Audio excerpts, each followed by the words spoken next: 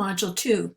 In this module, we're going to talk about questions that have been asked for a very long time about why work in educational organizations is organized around gender the way that it is. That is, how does gender work to open up or limit opportunities for women and men in educational bureaucracies? We'll be paying particular attention to how power is constructed in gendered ways in the enactment of leadership in schools in this module. Before we do so, however, some announcements. First, the forum for this module, as well as modules 3 and 4, will follow a different format than module 1. In the instructions for the forum on eClass, you'll find that the last name of 4 authors listed, and beside each one will be the last names of students who will be responding specifically to that reading in the forum. So it might say Coulter-Smith. So the student whose last name is Smith is assigned to Rebecca Coulter's reading, and that means that they'll be working on that one. So that means that you will skim the other 3 readings, but you will read your assigned reading carefully for key meanings and then provide a brief discussion of the main points and your own ahas or issues of particular interest to you on the forum, and then follow it with a question to prompt discussion by your forum group colleagues. Second, you'll notice in the syllabus and on eClass that additional assignments begin next week in Module 3. So if you haven't done so already, please have a good look at the assignment descriptions, and if you have any questions, let me know as soon as possible. You'll want to plan for the assignments ahead of time because they follow one another quite quickly with one assignment in each of Modules 3, 4, and 5. It's sort of the nature of this kind of compressed course to kind of load everything at the end because you need a certain amount of content before you can actually enter into them. Module 5 has a couple of more days than the other modules, so that gives you a bit of extra time to complete your assignment, but you'll need to be on top of the assignments throughout the course. If you run into problems, though, please let me know as soon as possible so that we can work together to come up with a plan so that you can hopefully finish on time or we can work something out. And that brings me to the last item. If you have any questions, you can email me and I will be sure to get back to you as soon as possible. If necessary, we can chat via email, Zoom, phone, or whatever works best for you. So don't hesitate to get in touch, and the earlier the better. I always like to know something about the authors I'm reading and thought you might too. So Rebecca Coulter is actually a friend and colleague of mine from my days at Western in London. You might remember that I mentioned her when I was talking about my own academic experience. But long before that, Rebecca, who is a feminist historian, was exploring key questions around gender in contemporary education through the lens of history. She is now retired and continues her historical work looking at the work of women in education as well as supporting Indigenous scholarship, which has been something that she's been very actively involved in for several years now. Chris Bruner is coordinator of the Education Policy and Leadership Program in the Department of Organizational Leadership, Policy, and Development at the University of Minnesota, in the United States. She has explored issues of power and gender in senior leadership, particularly the work of school system superintendents, and she's one of the very few people who actually takes on this position and does some analysis around it. As part of her body of work, and it's been really very influential in Ed scholarship or Ed leadership scholarship. Both Laura Burton and Jenny Weiner are professors in the Neek School of Education at the University of Connecticut.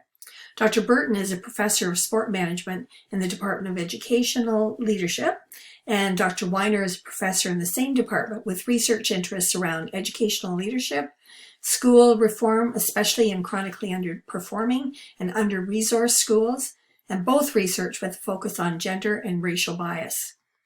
Kate Rousmaniere is a historian in the Social Foundation section of the Department of Educational Leadership at Miami University in Oxford, Ohio. She has primarily published in the area of the role of the principal and how it's changed over time. She also has done a significant amount of work with Aboriginal students, looking at the effects of culture and language learning on their identity and retention in university.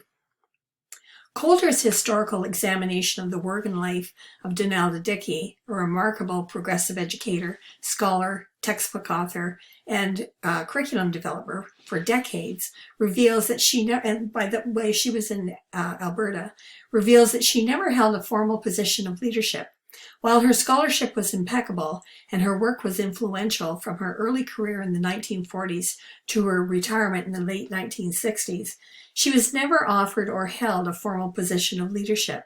But she likely didn't expect to be formally recognized because the gender norms of the day were strongly entrenched, men led and women taught in schools, and she'd be well aware of that. Despite what seems to many of us as an injustice, and maybe it did to her too, I don't know, she did provide informal leadership. And as Coulter writes, she just got on with the work that needed to be done. She simply carved out a place for her gifts and was influential at all levels of education, including the Faculty of Education where she taught. Boards and ministries of education and in her discourse with a wide range of male influencers and administrators. So her influence was very wide. Clearly, however, she was not blind to the discrimination that she herself experienced and worked to achieve opportunities for those who were less likely to have equal opportunities. For example, throughout her working life, she advocated for wider opportunities for girls and worked to correct misinformation in school texts about First Nations people.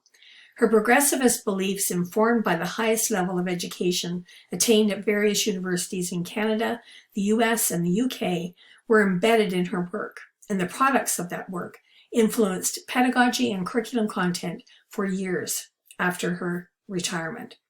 That is, as Coulter writes, Dickey exercised power, significant power, through the strength of her work and her willingness to advocate for progressive educational ideals that supported better opportunities for all students, even though opportunities for women in leadership were limited. And she writes, thus it was that Dickey exercised power. She claimed the right to be heard in the educational discourse and moved into spaces where action mattered and where getting things done made a difference. In that sense, she exercised power. For many decades after amalgamation of schools and the increasing bureaucratization of education, the gender norms that Dickey experienced remained the norm.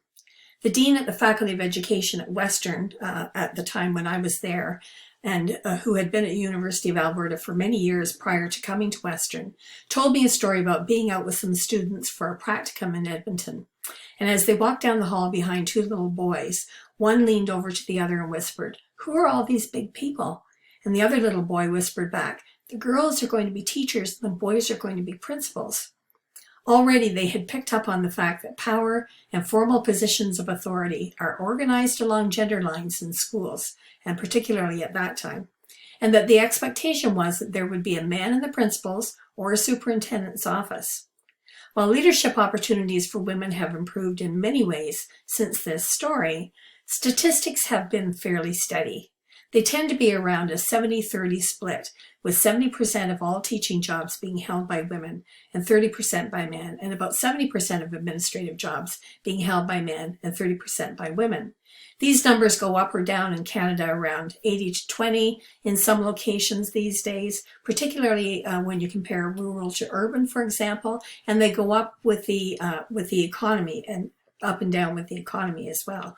We tend to have more men in education when the economy is high and pay is high, and we have fewer men in teaching when the economy goes down. As Brunner says, the more power a position denotes, the less likely a woman is to hold it.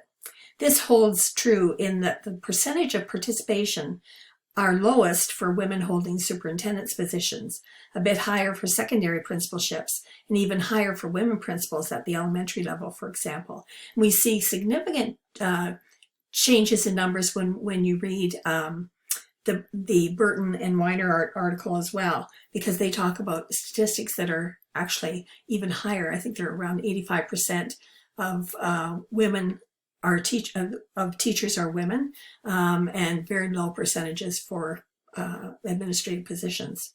The question then is, why are these patterns, while improved, so persistent? Well, as Burton and Weiner demonstrate, Leadership is aligned with normative masculine stereotypes of being in charge, just like those two little boys knew. This leaves women caught between masculine and feminine norms that are highly problematic for women who may or may not conform with feminine norms. And they talk about that in their paper. They at one point they quote someone saying, "Women take care and men take charge." So we see here this comparison between an agentic notion of leadership that is male and a more communal notion of leadership that is seen as female. And of course, these are built on stereotypes that may not at all feel comfortable for many of you.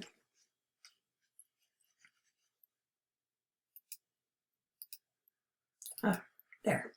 Okay, Bruner begins her paper with a very good discussion about the social construction of gender. It's a great review of the themes in Module 1, and it takes up many of the themes across the papers in Module 2. Having done that, she then considers how power is conceptualized and draws attention to the ways in which constructions of gender overlap with conceptions of power. As many feminist theorists have argued, binary notions of gender, that is, gender stereotypes, are very influential in the social construction of who can do what and how they're expected to do it. As Bruner writes, modern conceptions of power align in large part with particular constructions of gender, and social norms that expect a congruence of power and gender have strong potential to limit access for some groups of people to roles that have been masculinized, specifically the position of superintendent of schools. That is, the higher the level of power that women seek, the more they will be resisted, either subtly or very overtly.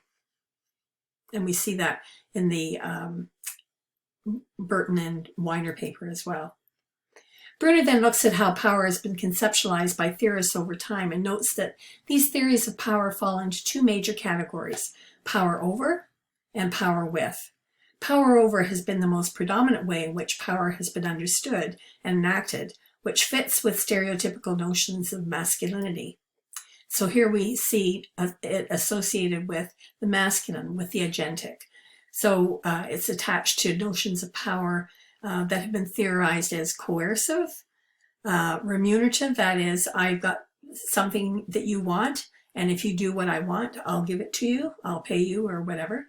Normative, rewards forms of power, inducement forms of power, referent, expert, etc. And she goes into that in more detail. All imply that one person has more of something than others. And if you have more of something than others, you can have power over that person to get done what you want to get done. Power over is gendered as masculine, but it is not a conception that every male perceived as powerful holds. And so that's where the tensions occur, because these stereotypes hold certain behaviors in place that we may not feel comfortable with at all. Power with, on the other hand, is associated with the feminine, with the communal. It's associated with collaborative decision-making, site-based management, authentic participation, and so on. It's getting things done with others. And we can see this in Denali Dickey's story, for example. Power, then, is a capacity that a community of people attains when their acts of communication, cooperation, and collaboration have been successful. Not every man preferred power over, and not every woman enacted power with in the research that she cites, that Bruner cites. Both men and women used mixed conceptions of power. And this is, of course, how most of us would feel comfortable. And yet these tensions exist.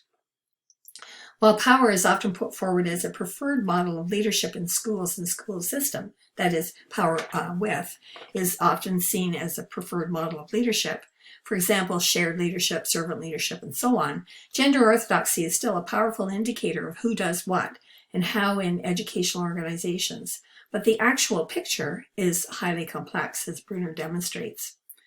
All school leaders in formal roles of leadership work both inside and outside the boundaries of the gendered power model that is expected of them. And as you listen to the voices of both the male and female superintendents she interviewed and reports on in her paper, you hear them struggle with those gender boundaries around issues of power and getting the job done. Roosevanier examines this complexity through an historical and arts lens by first examining the history of the principalship and then how it has been portrayed through film over time. Surprisingly, the 70-30 stats we've been discussing, or 80-20, whatever they happen to be, were very different prior to the 1950s, when 2/3 of what we would now call the principal's position were held by women who taught and managed teacherages in small 1- and 2-room schools that dotted the North American landscape in the early part of the 20th century.